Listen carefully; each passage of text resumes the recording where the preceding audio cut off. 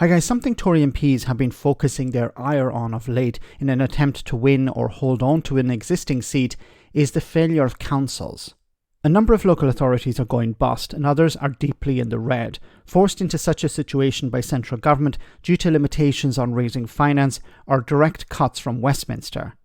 One highly visible example of cuts to local services is potholes, which the Tories have been trying in a cynical way to exploit. In stepped Jacob Rees-Mogg, who interviewed a couple about potholes in their area. However, Mogg, when it comes to a fundamental point raised in this clip, either doesn't understand or pretends not to. It's not a question of exactly what happened. We live in a little private road, marked unauthorised vehicles.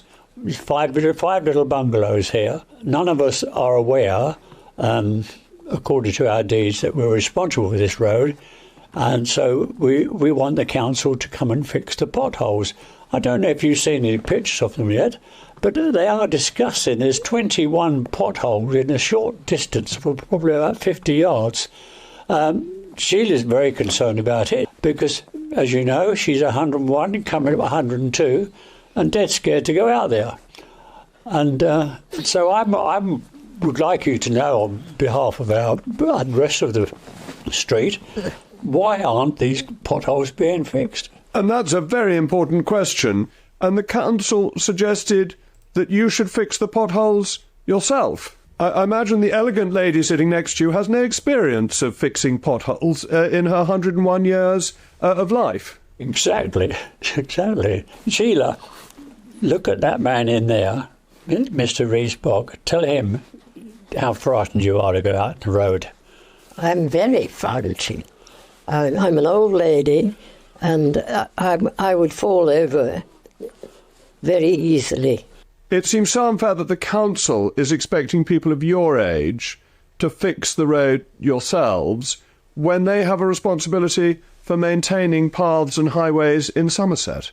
That's right. So, as we've got the opportunity to speak to you, I can only say to you on behalf of our neighbours, what can we do if they keep putting us off and not giving us silly answers? Oh my goodness. Okay.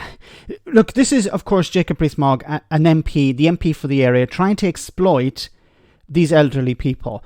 What was the point? What was the point that was raised? Well, listen again. It's not a question of exactly what happened. We live in a little private road.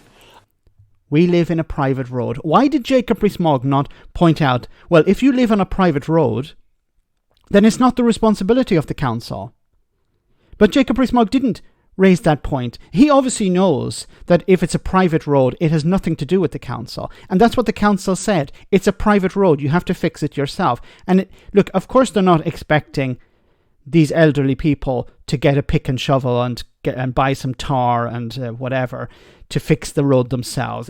You have to fix it at your expense because it's a private road. It's not a public road. That would be like asking the council to fix my driveway.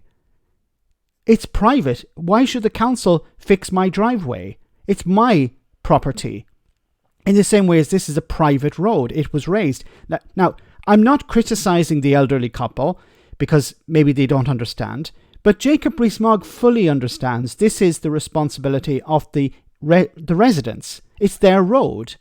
Like the elderly man also said that Bill said, well, it's traffic limited. So, for example, I or you can't drive our cars into this road because it's a private road.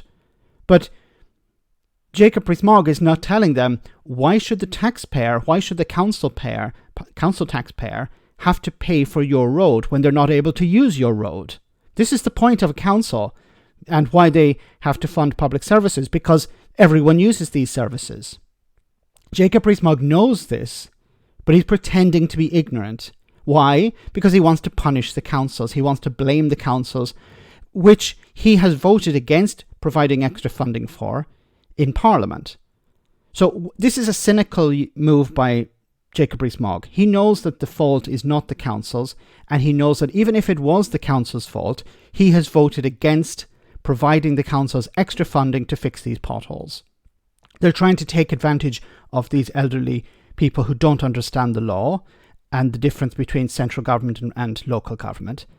And of course, the issue of potholes is something that people see on the road every day.